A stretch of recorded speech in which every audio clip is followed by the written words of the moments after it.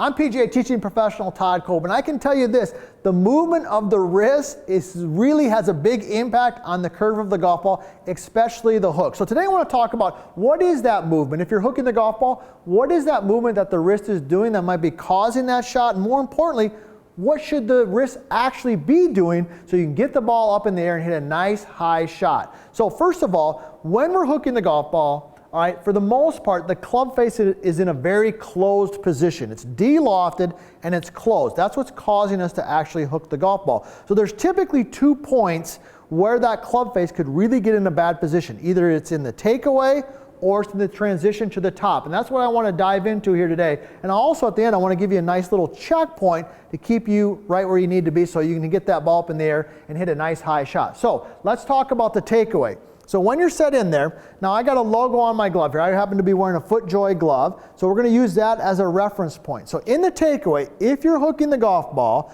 your wrist could be working what we call too far underneath and around early. So I'm going to go ahead and grip it. If my lead wrist rotates towards the ground too much and also rotates in, that gets the club face in a very closed position and also the club head too far behind me. So notice when I take this away, if the FootJoy, the logo, rotates too far down early and goes around, the club face gets in a very bad position, a closed position, and could cause you to actually be hooking the golf ball.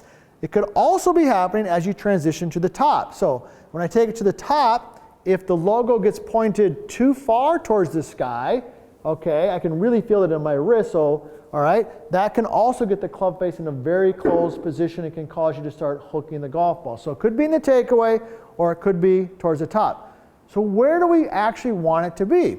Well, assuming you got a relatively neutral grip, all right, when you're set in there, when you take that club away, the logo right here, the FootJoy, should actually be kind of looking down, pointed out towards the ball. It's not pointed up here or towards the sky, but it's certainly not pointed down towards the ground. It's actually pointed kind of right down where the ball would be. And as you transition to the top, you're going to feel like it's actually kind of pointed a little bit more towards where the caddy might be or where you might have your bag standing. It's not pointed straight up towards the sky. So if you're hooking the golf ball, the movement of the wrist has a huge impact on controlling the club face. This simple tip, this movement here, can help you eliminate that hook once and for all.